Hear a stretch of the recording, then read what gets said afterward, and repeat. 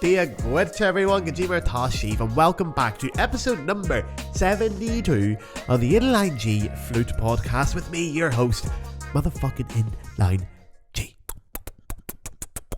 Welcome back to the second installment of my Paris series, Paris November 2024. Normally when I go back to Paris, I'm uniquely drinking wine and smoking things I probably shouldn't be smoking. But now I've got you lot to entertain, because being the number one flute podcast in the world, it isn't all champagne and Skittles. I've got a bit of work to do. So that means this time the work was sliding into the DMs of my favourite Paris-based flute players and inviting them along for a chat and a pint of Guinness at the Galway Irish pub in Saint-Michel. Listen, I'm there for half the time anyway. I may as well make it worth my time.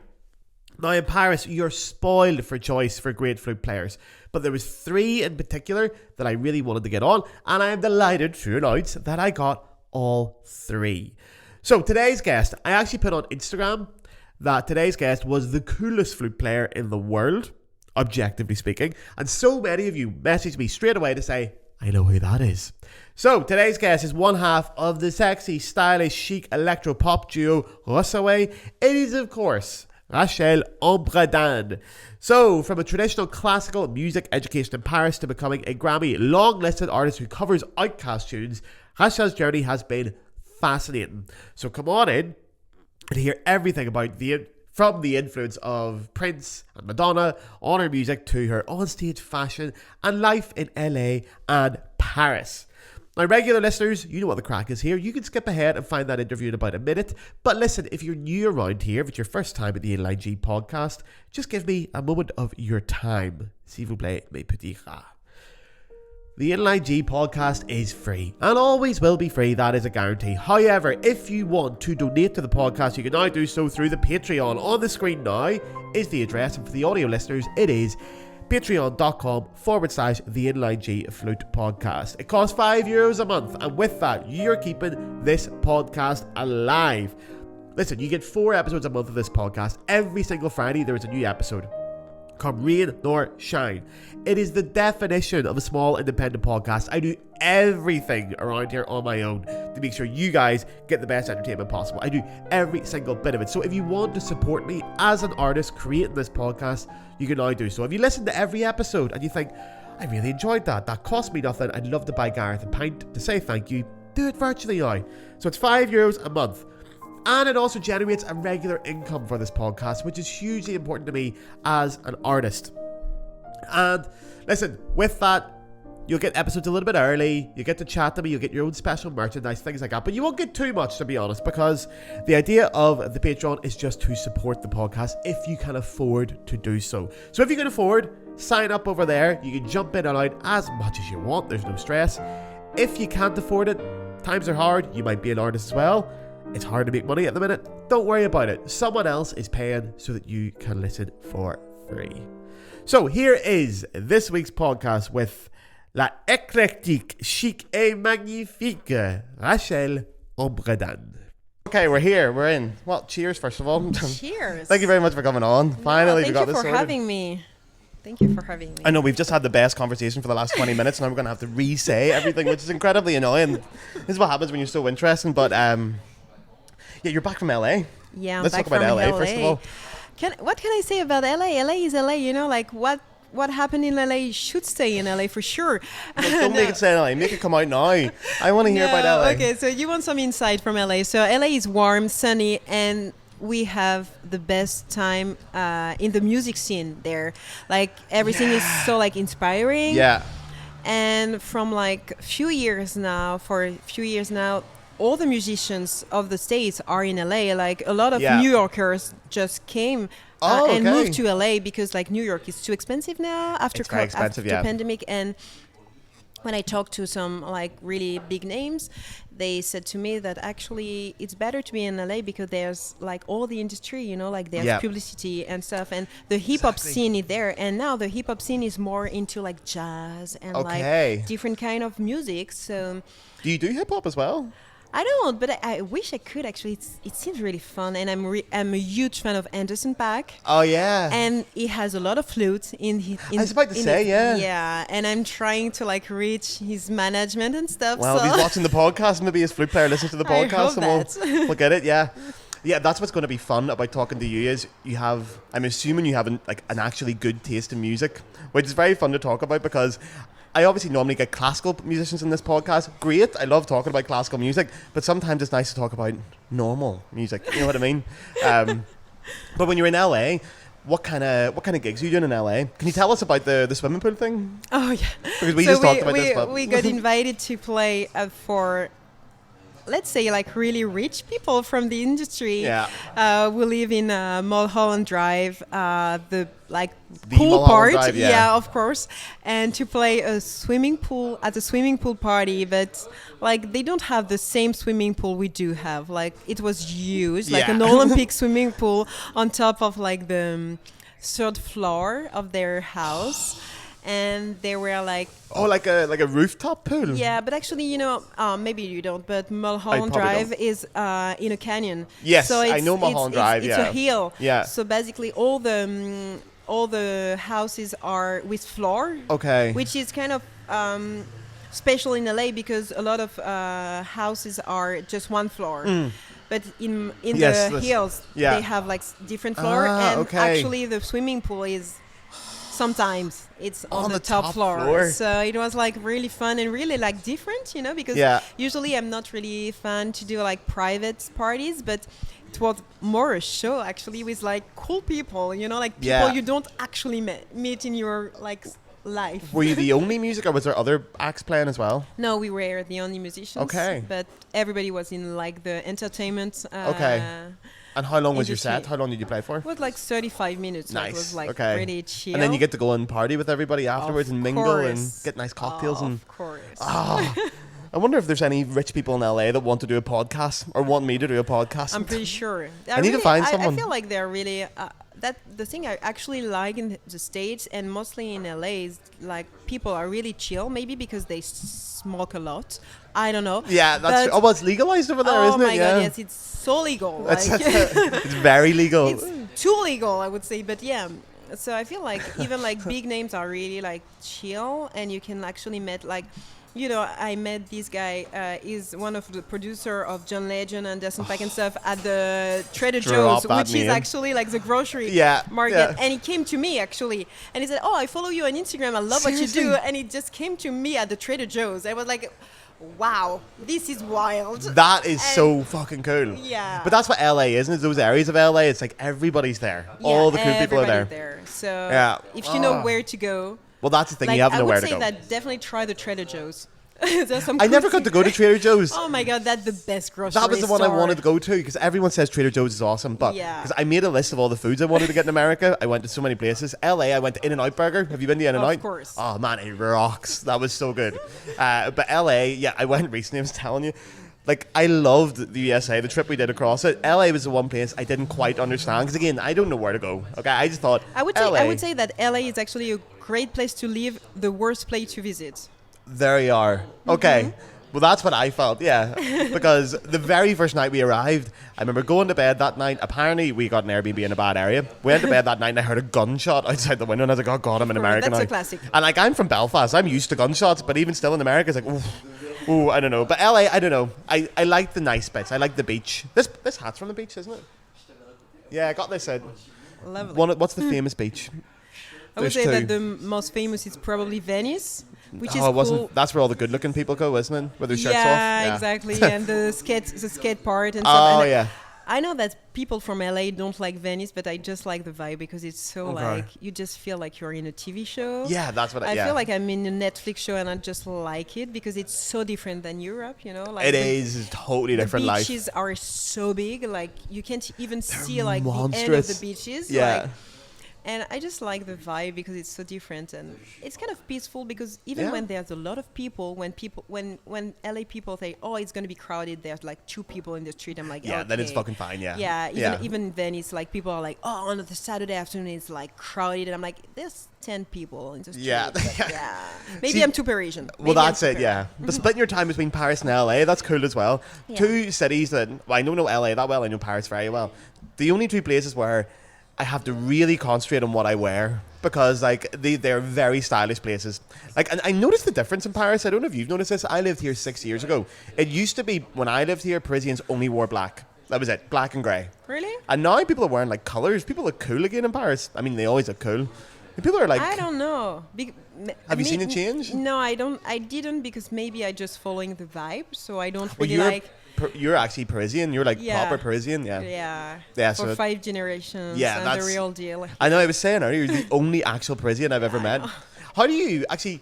Yeah, what do you choose to wear on stage? How do you guys pick what you wear? Do you have one set outfit, or do you change like Taylor Swift? I have I can switch, but I have the same kind, and that was one of the first thing when I stopped, if I can say, classical music. I was like, I just want like to be like, to wear whatever I want, and I want to be crazy. So basically I'm wearing a bra, and I love to say that I quit classical music to wear a bra on stage, and I'm really proud of that, and I think it's really funny actually when you think about it.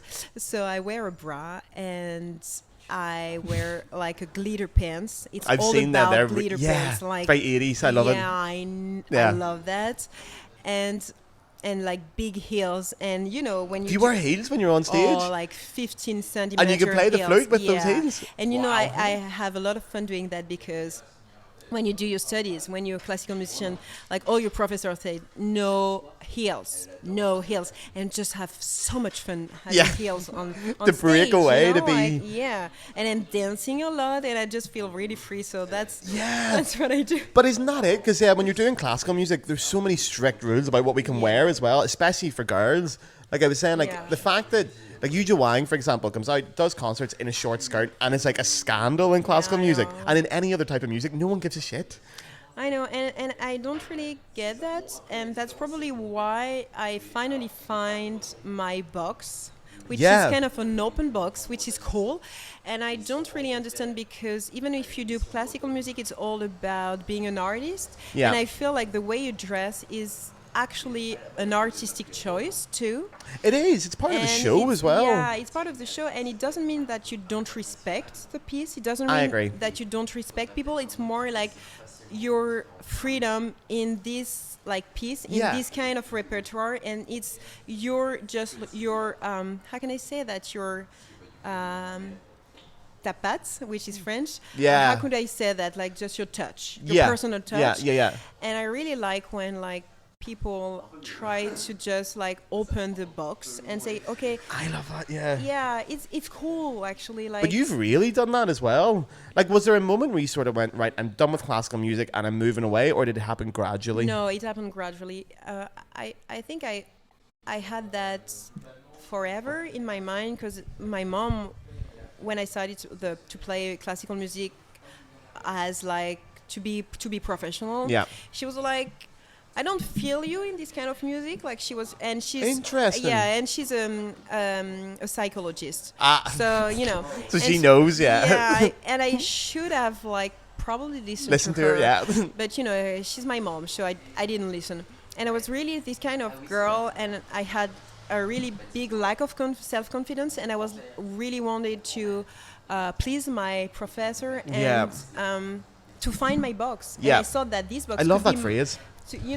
I saw that because I think at the end of the teenager phase, you're just looking for yourself. You are, yeah. And the first box you see, and if you have like some of your people doing that, you're like, oh, this is my box actually, and you really want to please everybody, and you really want to like be in this box, and sometimes you don't fit the box, and maybe I was too tall, too big, and I felt always too big for this box, like, because my personality is kind of weird. I have to say that's true. And but weird for classical music, which just means people normal. People were saying that about me. You're too much. You're too loud. You have too much opinions. You have too much.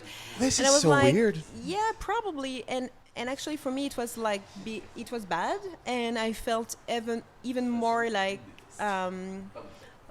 good, and it was really it was a hard time for me, to be totally honest with me, to be honest with you. And that's when I met people from this time, and they said, oh, I didn't like realize that because you seemed to be so like self-confident and to be like so really sure and stuff. And I was like, yeah, maybe that's what I was showing to people, but I was not. And when I met my boyfriend, he had a big career in blues rock in a big band, and he had so much fun with this band. Before the show, after the show, during the show, I was like, no stress at all. I was like, I want that. I want that for me. I actually want that for me, and I think this is for me. Well, having fun, which is such a weird thing to say, that we need to look for that, but it is true. Like, I think especially when I was studying classical music, I never had fun on stage. Never. It was all about like, do it well, get through it, and then be like, oh god, it's over now. And then you go have a drink to be like, thank God it's over. I know. But I never had fun. And that's probably why people are drinking that much in classical music. Yeah. The drinking in classical music is insane. I know. But in music in general, I would say. Yeah. But at least it's fun drinking in the other ones. You know, they have a drink on stage, they have a beer, they party. Like, it's, classical music can be so stressful for that. But you know, it's like, I felt like when I was playing classical music, I felt like I knew it's not going to be perfect. And I was stressed about it. And I was not even like enjoying the perfect parts. Yeah. Because they were not perfect, because it doesn't exist really, like, you know. And I know that people will, which is probably true, but people will judge me about my imperfections. Yeah. Not on my perfection, you know what I mean? And when I started to like be doing backing vocals for pop artists, and when I started like playing on stage with my own band, and there's a lot of imperfection for sure, and I crack notes for sure. Yeah. But people don't even remember that. Who cares? Yeah. Yeah, and they just like, oh wow, that was so much fun, and exactly, yeah. You know, and I was like, okay, that's me actually, but I'm really like, I'm really impressed with like classical musicians who can actually have fun playing. I am too. While playing, and who have a big personality, and who can just enjoy their journey and stuff. And I'm really impressed, and that's why I'm like, okay, maybe this was not for me, and I'm not sure it's about the music, because I think the classical music is actually for everybody, but it's more about the people in the classical music. Yeah, it is. I didn't fit the classical music industry. No, but you definitely fit what you're doing now. You've definitely fit it in. Hopefully. Yeah, actually, so you were saying that you did backing vocals. So I followed you on social media for a very long time. I actually remember why I started following you was you did a cover of Break My Heart by Dua Lipa. Oh, with the loop pedal thing. Okay, cool. And I fucking love Dua Lipa. That album, Future Nostalgia, is one of my favorite records. So to see it with Flute, I was like, oh, this is very cool. Thank you. So I started following you, and then when I was doing research for this podcast, I went through your Instagram, and your very first post, which I didn't see, was about singing with Ed Sheeran. Like, how did that come about? That was part of my transition, actually. Just, you know, I try, even if I still have like some doubts and some unconfidence, if I can say. Yeah. I try to be proactive, you know, and when I started to understand that maybe classical music would be like kind of hard, because I didn't want to like do all the auditions in every countries, and I just wanted to live in Paris, you know. So I felt like, okay, there's just the opera, so maybe it's not for me, for sure. So I was like, okay, I have to find something for me, like in the music industry, you know, or quit. Yeah. And I started to just like DM people from the music industry in Paris. Okay. You know, like just on Instagram, not from the classical music. Yeah. Saying, oh, I love your project. Do you need some flute? Nobody wants flute on their album. That maybe it's changing, but I hope it is. Yeah. Yeah, 5 or 6 years ago, it was like a no-go for sure. But I actually met this girl, and she was really nice. And she said, you know, I was a classical pianist too, and I switched. And she did like a lot of piano for a lot of French pop star. And she said, oh, maybe you should try this agency. I'm gonna shoot them your profile, and you'll see. Okay. And they actually reached me like a few days after and say, oh, we like your profile. Do you want to do like some backing vocals on TV? I was like, sure. Yes. Yes, I do. So I did that, and and then the second or third gig was actually Ed Sheeran. So and what song was it? Do you remember? What song did you do with him? Shape of You. That's the big one as well. And you know what?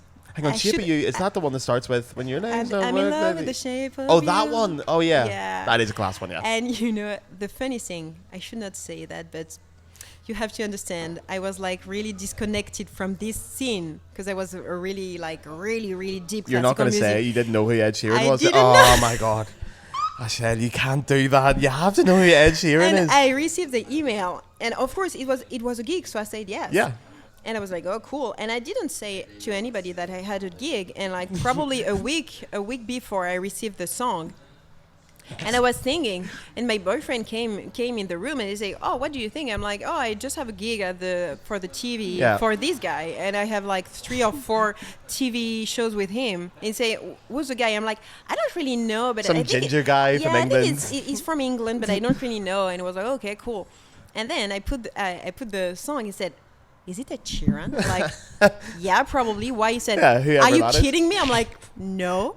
And I had no clue. That's insane. And all my friends like freaked out. Yeah, because like, you know, it's Ed Sheeran, like arguably one of the biggest in the world. And for me, it was like, okay, cool. Maybe that's a good thing though. Maybe that takes away the stress then when you don't know who you're gigging for. You're like, oh, it's just this guy. But yeah, it's what's so fun because during all the shows we did, like all the people in the crowd, in the audience of the shows, were freaking out. Like all the girls were like, exactly. He's so beautiful. Oh my God, I'm like, I didn't know him like a week ago, but yeah. I know. Well, to be fair, I say that a lot about Ed Sheeran, but Ed Sheeran did ginger people a lot of favors. We're very lucky to have Ed Sheeran because before then nobody liked ginger people, and then Ed Sheeran came along, and then the Weasleys and Harry Potter came along, and suddenly I was like, oh, I like ginger people. I was like, thank you very much, Ed. He did us all a lot of favors. That was one of my dreams, to be ginger. To be ginger? Yeah. Have you ever dyed your hair red? I do, but blonde. Okay. Is the first, but I was thinking about like ginger, but it's a lot of work. But I love ginger people. Yeah, see, that's because of Ed Sheeran maybe as well. He did us a lot of favors. So yeah, you started then on social media. Was the goal at the start to sort of grow it, or was it just let's have fun, see how it goes? No, actually the goal was more to find some peace in the music because it was at the end of my studies and I was really like lost. And I thought I will quit actually, and I just post my journey, every day about what I was doing, and I started to have a community, and actually there were no French people on Instagram at this time because we were kind of we are late on everything that every is very time. True. Yes. I'm like, wow. You really are, yeah. So I met a few people. I met Gina from the States. She's the loveliest, and she gave me so many advices because I have to say that Americans know better. For that kind of stuff, I think so, yeah. They know better about business. They know better about a lot of things, right? A lot of my listeners are going to love this, by the way, because I don't always say nice things about Americans in this podcast, so they're going to love you. Talk more about good Americans, because then they might send me money as well, so keep saying nice things about Americans. For something, they do the worst, but for next week as well, especially. Yeah, exactly. Hopefully not, though. But and she gave me so many advices. Like she was so nice, so smart too. And I met Eric from Tromsø. Yeah, and he's so smart. And Eric, the flute guy. Yeah. Oh, have you met him? You know him? Yeah. Oh, and cool. we met in real life too. And he's so nice. And because he came to Paris a load of years ago, didn't he? Because I remember Thomas went and met him. Yeah. And he's so nice, and he's such a good flute player, and he's like really like sweet. I will say he's got also. I can see. I'm sure he doesn't mind me saying this, but I can see him getting so much better over the years. Like over the last 5 or 6 years, his flute playing's getting better and better. Yeah. And it's so fun to watch someone who's like just getting better, just practicing and working. But is just sweet. Yeah. You know what I mean? Like, which is so important. So sweet, and it was probably my first time like meeting like sweet people. I was like, whoa, and it made me feel really like better. Yeah. And I met Morgan Papas, who he's actually a friend of mine. She was my agent for a year. Yeah. Okay. So, yeah, and I met all these guys from all over the world. Yeah. Not French, and I think I needed that. Okay. To understand that actually, even if you don't find your people in France, France is one of the smallest country in the world. True. So it's not a big not that deal. small, You know what I mean? True. So It it's is, okay. It's okay. You can find people elsewhere. Yeah, and the industry is big outside of your country. That's true, yeah. So I just realized that, and I started dating my boyfriend, and he was living in the States. Okay. So, and he was really into the States, the American state of mind, you know? So yeah. I went in the States like many times a year, and not as a tourist, because he was living as an American with American friends and stuff. So I met actual Americans, American like musicians, and I started to understand the state of mind and the way of thinking too. Yeah, they're much more open-minded, I feel like, in America. Especially in music, I would say. Yeah. They're always open to creativity and trying new things out. Yeah. I like that atmosphere in America, just like, I'll just do it. Exactly. They just do and things. I feel like they don't have this imposter syndrome. No. So they just do. Americans are great for that. To be fair, they have no they never, I'm sure some of them do, but they seem so confident and chill in everything they do. I know. And on stage, that's so good. And they love this sentence, worth trying. And I'm like, wow. You would never hear that in a conservatoire in Paris. They'd say, I'll just try it. You never hear that. And it changed my way of thinking. Like, it took me like probably 1 or 2 years. Yeah. Which is not a lot when you think about it, but it was kind of a lot. But when you're in it, it's a lot, yeah. And then I like, okay, I want to actually have my own band. And my boyfriend was kind of, I have to say, like fed up to live in the States and to play blues rock, which is a weird scene too. Okay. And he said, yes, let's have a band. And that was it. Yeah. And then RoSaWay was born. I'm pronouncing that right, am I? Yeah. Say it one time for me in French. In French, it's RoSaWay. RoSaWay. But you can say RoSaWay too. RoSaWay. Or RoSaWay.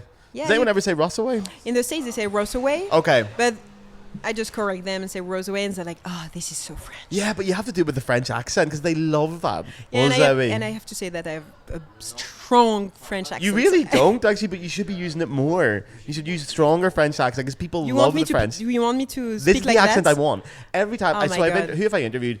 Hélène Boulega had the podcast. She has a great English. Yeah, and then she was like, oh, I can speak with a real French accent. It's like, do that. That's great. That sounds so great. Like, no, I don't want to have a French accent. It's like, why? It's a great accent.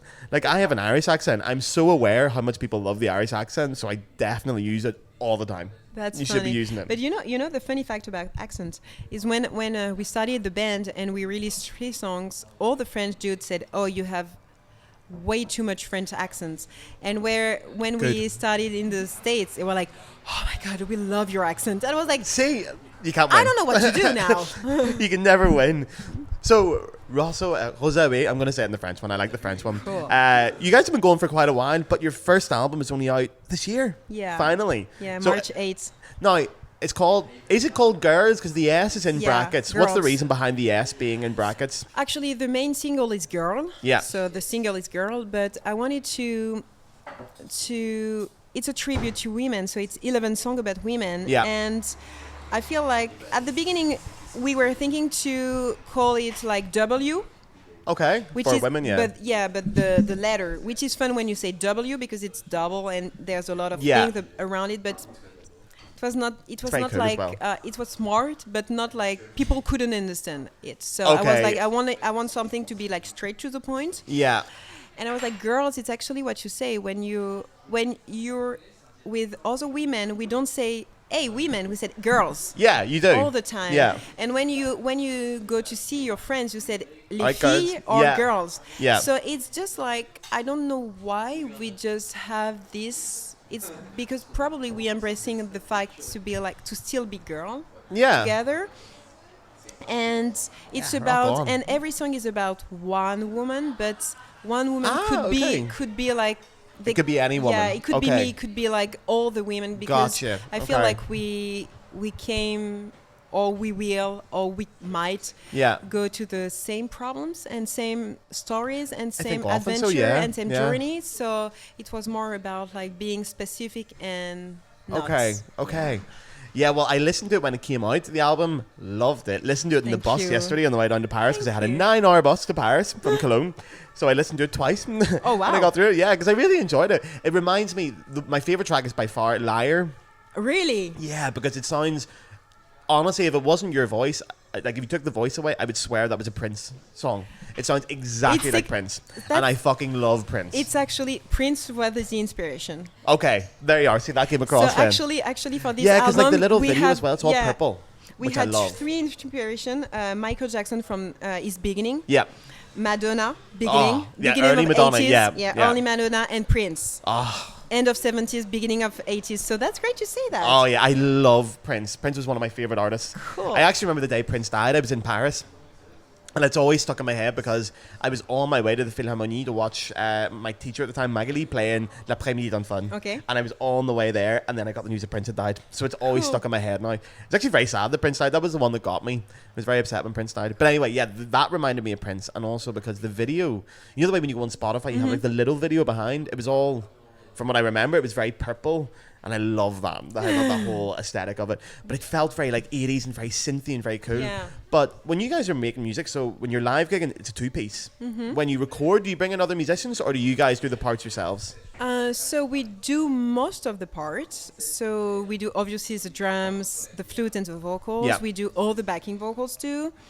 The guitar, we have like a guitar player doing it. Yeah. And all the synths, we did everything except for Blue Skies, because we had a featuring with Sean Martin. Yeah. Who was actually, because he just passed away like 2 months ago. He was one of the keyboard player, one of the keyboard of Snarky Puppy. So he was one of our idols. Snarky Puppy? Yeah. Oh. And Snarky Puppy rock, man. I know. Have you seen them live? Of course. I've never got to see them live yet. Oh my God, it's unbelievable. When they first came out, they were massive. And I lived in Cardiff, I think they're... Where are they from? Actually, are they American? But from everywhere, because when they started, they were 20 on stage. Yeah, I remember that, because I remember they did a gig once and seeing them like packed on stage. Yeah. Now I think they are 12. But what I really love with this band, and I feel like it's really American, that's why I love the music in the States, is that it's jazz, but it's more the culture of the jazz, and it's like so many mix of different styles. And I feel like everybody can say something in this band, and everybody just brings something. And I'm a huge fan of Corey Henry, who was one of the keyboard players from the start of Snarky Puppy, and he's really from like gospel, like black music. But he can do jazz too, but in this way, you know, and it's like amazing. And Sean Martin was this kind of guy, and when we wrote this song, Blue Skies, which is actually a jazz standard, actually a Broadway standard. Yeah, but you were telling me. We put some French in it, and we were like, oh man, we need like a keyboard, a synth actually solo. And we called a friend and said, yeah, I'm going to do it, and never did it. And Steph, my boyfriend, said, oh, maybe we could like just try Sean Martin, just shoot in an email. Did you know him before? No, but his solo project was in the same label than our record label, but we didn't know him, so we just asked for email address, and the record labels gave it to us, and we just like email him, and that was it. And 1 week later, he said yes, and we had the file. That's so cool. Yeah. See, I love that as well. He said, love the song, love the rendition, something like that. Really good. This is my solo. And that was it, just sent over? Yeah. Fucking cool. And he has like 11 Grammy awards. So yeah, exactly. He has a lot of like work to do. But I love that attitude as well, just going, we'll email him, we'll just see what happens. Yeah. What's the worst that can happen? He says no, that's fine. We do that a lot. But that's a good thing to do, isn't it? Like, you just email them and see what they say. If they say no, but sure, no harm done. And you know what? The funny fact is, I don't want to like say that Americans do better, because for some stuff, like we said, but for that you can actually DM even stars. Maybe not Taylor Swift, but like I email Anderson .Paak and he replied to me. I email his manager and she replied to me. I email Corey Henry and we actually chat to each other. I DM Mononian, who is like the last bass player of Prince and who has a huge career.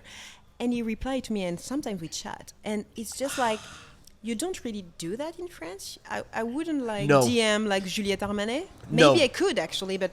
It's worth a try. Yeah, and they just like... And they just reply. So chill. Yeah, I remember even because I used to have a thing when I lived in the UK, when I was watching an orchestra, I would normally wait after the show to go talk to the flute player and say, oh, thank you very much, and that and there. And when I came to Paris, I remember my teachers being like, we don't do that here. You don't just wait and talk to people. And I was like, why not? But then I get away with it in Paris because I'm Irish. So it's just like, oh no, he's Irish, it doesn't matter, he's not all there. And you get away with it. But you're right, the Americans are much more open about this kind of thing. On the album, how's it all going? How's the reception been? Are you happy with the release and stuff? Yeah. It's a huge project, like. It's a huge an album. It's like a huge project for sure. And it's scary, is it not? Like, I'm curious, the day you actually released it, is it like, oh my God, it's happening, it's going out now? It was actually a relief, I have to say. Yeah, because it's like, I'm kind of a child for that. Like, I don't really realize it's happening until it happens, you know? So it was out and I was like, okay, it's out. No, now it's not mine anymore. Yeah, but that's it. It's out in the world. Yeah, and that's hard too because people can be so hard and so violent. So and people don't really understand how hard they can be. Yeah. In the both way, in the cool and the bad way. Yeah. Like when you receive love, it's always too much for me. Like when people like DM me and say, I love what you do and stuff, I'm like, this is too much for me to handle. Yeah. Actually, even if I'm grateful. Yeah. Don't get me wrong. Yeah. But it's just like, you know, like I've been invited to a festival and the guy who invited me actually is little girl is a fan of me. But like when he said that, I thought he was like, he was saying like fan. No, she was actually a fan of me. Wow. Like a fan. I'm not Beyonce, so I don't get it. You know, and it's weird for me when people actually like came to our show and say I'm a fan. I'm like, fan. Why? No, I don't get you. Thanks though. But, yeah, it's great, but and I just have. I can understand why. Yeah, I just have guys some. Are great. Oh, thank you. It's normal that you have fans. I'm a fan as well. I don't have any photos of you in my room though. So you're that not would be weird fan, if I did. so actually, yeah, maybe not. If I said I have photos of you in my room, you'd be like, creepy, right, I'm not doing the podcast. Sure. I don't. No, but so for the album, I was not that stressed because for me it was already an old story. You know what I mean? Okay. Like it was already old. Yeah, because you recorded quite a while in advance and stuff. So. But I was really excited to do like the promotions of it. The promotion because we decided to have some single and to have like a specific stuff because that's the fun bit. It's specific songs about specific women. So even one of the single will be out. The music video will be out in end of November. So the story is not over yet. What date on the end of November? Do you know? Yeah, I know. What day? Can you tell us what day? No, the date I don't know. Okay. I know, but you don't know. Okay, because my birthday's at the end of November. I'm curious if it's coming out in my birthday. Too. That'd be fun. My birthday is in November. When's your birthday? 18. Oh, I'm 29, a bit later. Oh. Okay. We can have a joint party. Welcome to Paris. Cool. Actually, I'll be in China because I have in China? Yeah. With RoSaWay as well? You guys are touring? Oh, something else? Yeah. A secret project? Can you tell us about it, or is it a secret? No, it's not secret. It's actually with the pianist Maxime. Okay. I don't know if you know him. I don't know his name. Think so. I don't know how to pronounce his name. His name. Okay. So, and I'm doing like a arena tour. That's my first arena tour. So. In China or in Asia? China. Just China, yeah. Oh, that is so good. Yeah, 3 weeks. What a life, man. Yeah, I know. That's so exciting. But anyway, back to the album. I have to get on to this. Sorry. So, I want to... Yeah, when I was listening to the album, I was trying to think of ways to describe it, to sort of tell the listeners what it was. The best description I can still think of is... Do you know the video game series Grand Theft Auto, GTA? Oh. I know GTA, yeah. Yeah, they had GTA Vice City, I think it was. And it was that very, like, 80s LA, like... I can imagine like driving in like an open top car through the desert. That's the kind of vibe I got. That's the best way I can word it. Actually, what we wanted to do is like car music. Yeah, because cool. Yeah. Because we wanted to do like a disco album. Yeah. And then we started to write song, and we're like, okay, this is too like cliche. Okay. And I wanted something more. How can I say kitsch? Yeah. And I said, okay, so 70s is kitsch, but not the cool kitsch. And I wanted something kind of like pop, but in a kitsch way. And I was like, Madonna. Yeah, exactly. This is her early Madonna. So we're like, okay, we're going to do disco, but early 80s. Because people think that disco is only like the 70s. But no, because Prince was actually a disco artist. Oh, hugely, yeah. That's when and disco Madonna got good. at the beginning, and even Michael Jackson at the beginning. It was like, God, yeah. So it's not like 779. It's like the end of disco. No, it's like, Yeah, I think people, when they think of disco, think of like Earth, Wind and Fire, or the Bee Gees, or Donna Summer. Yes, although Donna Summer is amazing. Earth, Wind and Fire also amazing. But actually, the cover of the album is really into like Donna Summer vibe. Okay, I love Donna Summer's, man. Like that's good stuff. Yeah, but then disco did go well into the 80s. Although there was that event. I don't know if you ever heard about it. I think it was somewhere in America where disco sort of like ended being popular, and all the Americans went to, not all the Americans, all the Americans, American people went to a stadium. I think it was in Chicago, and you brought along your disco records and you burned them, like set them on fire, and it was like a thing of like disco's over. Because really? It took them like 10 years to realize that disco was actually obviously very like inclusionary. It comes from a lot of different backgrounds, from different people in like, different races, different ethnicities, different cultures. It was a safe space for gay people and trans people and queer people. And then it took the Americans a few years to realise that, and they're like, no, we want to burn it now. And they got rid of it, like, well, I could have told you. I think we all knew disco was a bit gay. Like, is it a surprise? But, no. But I love disco music as well. That's why I love this album, because, there is a line where you can go like to disco, like to cheesy disco. So I feel like but you guys got it. It's kind of cheesy, though. I hope it's always kind of cheesy, isn't it, disco? I hope this album is kind of kitsch, because it's what I want it to be. Because I have to admit that...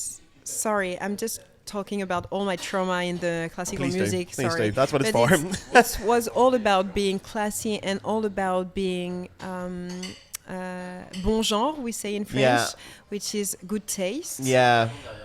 And I feel like in other music, it's all about being too much. Yeah. Yeah. And I wanted that for me, and I wanted that for RoSaWay, and I wanted that for this album. I just wanted to be like kitsch as fuck.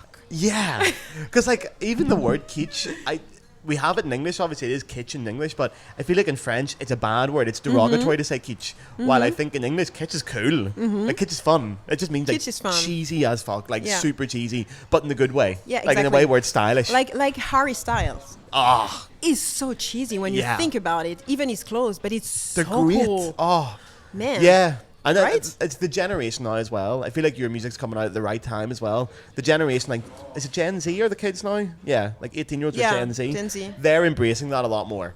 So have you found your fans to be of a certain, like, are you popular with Gen Z? Actually, it depends of the media. Okay. On TikTok, really Gen Z. Oh, you're on TikTok as well, yeah, of course. Yeah, on Instagram is like everything. It's a bit more millennial Instagram, isn't it? Facebook is for old people for sure, but we have like great fans of in the oldies. Yeah. Gen Z's, oldies, I don't know. Yeah. So in our shows, actually, that's funny because we have some teenagers, which is fun when you think about it. Like it's so cool, yeah. And we have like old people, and we have people in their 20s, people in their 30s. Oh, that's nice. So I don't really know who are actually our audience. But that's good. You want a bit of a mix of an audience, don't you? Yeah. Awesome. Well, I will tell everybody, obviously go check out the album. And my personal thing as well, when I finished listening to the album, it jumped on to like the next track of you guys, and it was the cover of Hey Ya. Oh. The Outcast cover. Fucking great. It's so cool. I love that. Have you listened to the album yet? Andre 3000's got a Flute album out. Of course. Have you listened to him? Yeah. What'd you think? It's weird. It is weird, yeah. As he is, actually. But that's good, yeah. But I actually listened to it because last year, actually, Canal Plus, which is a French yes, TV I know Canal Plus, yeah. Channel, they contacted me to interview me because they wanted like a flute player. Oh. They said a cool flute player. So I I'm know, like, yeah, the coolest. This is me. Cool flute player, yep, I'm here. to talk about flute before André released his album. Okay. So that's how I knew about André. I didn't know he was releasing an album. It was a very strange thing to do, wasn't it? But it was class. I love him for that. I mean, Outcasts are amazing as well. But yeah, the release of Flute album, I feel like the Flute community haven't embraced it as much.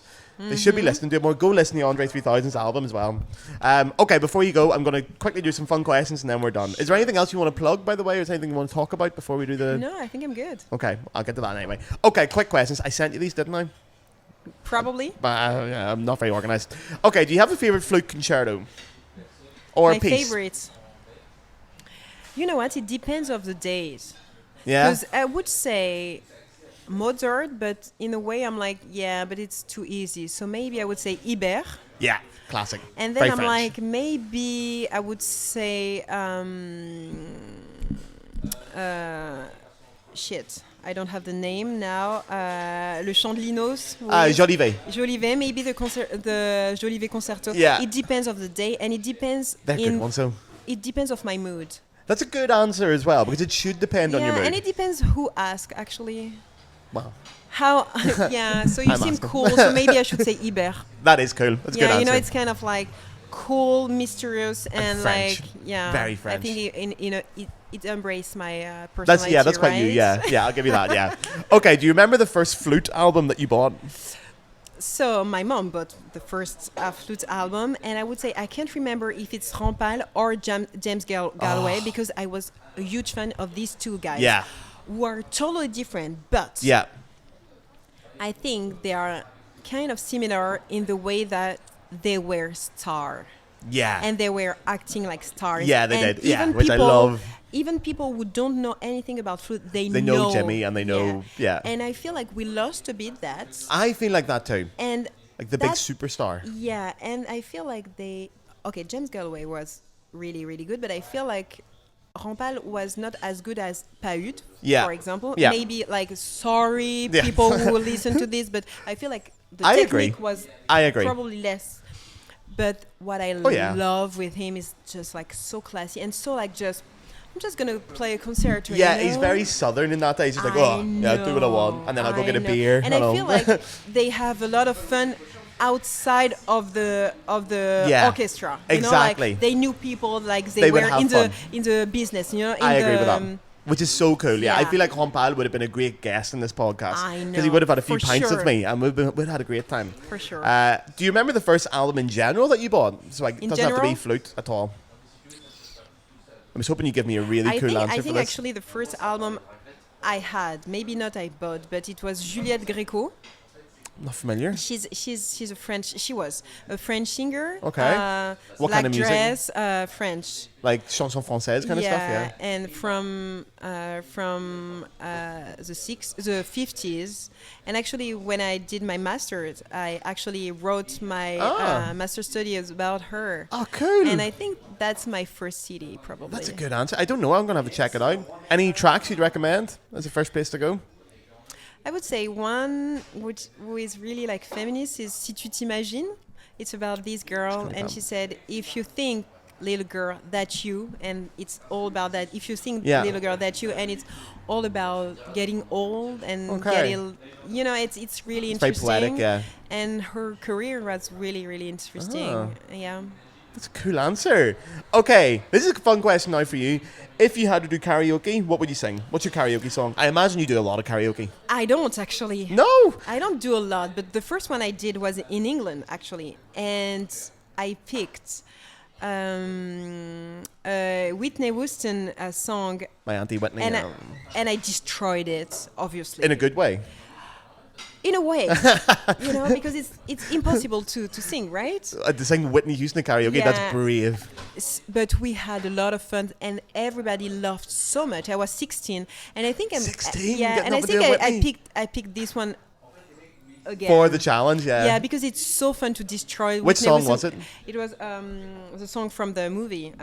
From The Bodyguard, isn't it? Yeah, of course. I Will Always Love You. I Will Always Love You, of course, yeah. And that's it's impossible to sing. That's a hard one to I sing. just love this song. I love Whitney Houston. I'm a huge fan. Oh, she's great. And I just have, I don't know, it's kind of weird to say that, but I would love to destroy again this song on karaoke. Great, we'll go. Yeah. We'll go. We'll go to karaoke, it'd be great. That's it.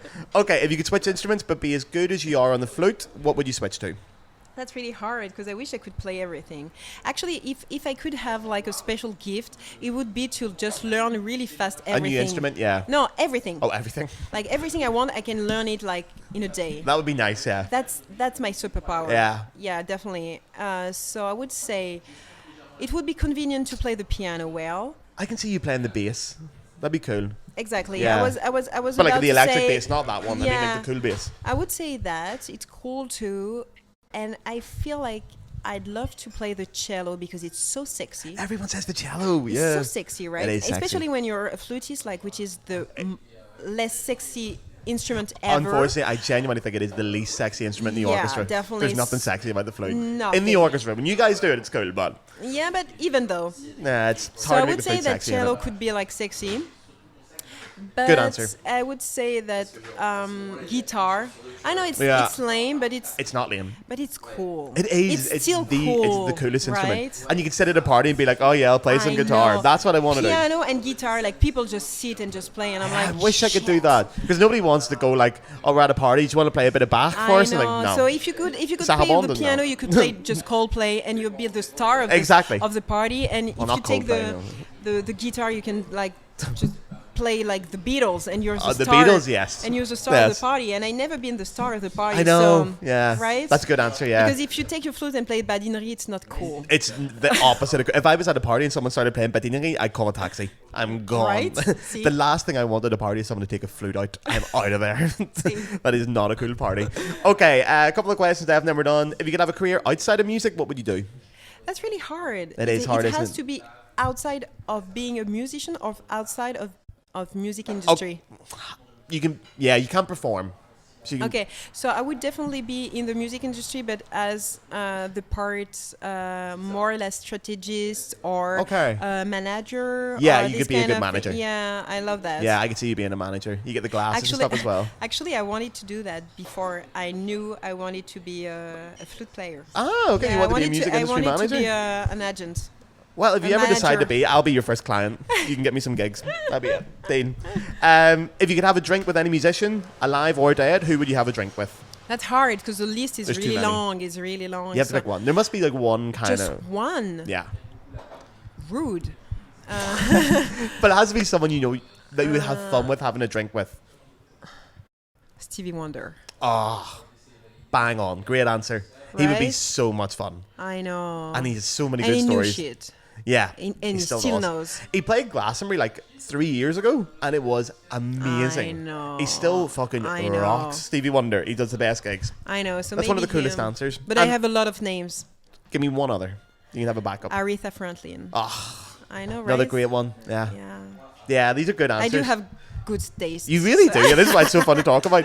Yeah. And the very last question, do you have a favourite drink, alcoholic or non-alcoholic? So I have alcoholic, but I couldn't live without grapefruit juice, which is not really rock and roll, but It's the least rock and roll. I know, but I couldn't live without. Really? that. Grapefruit yeah, juice? I know.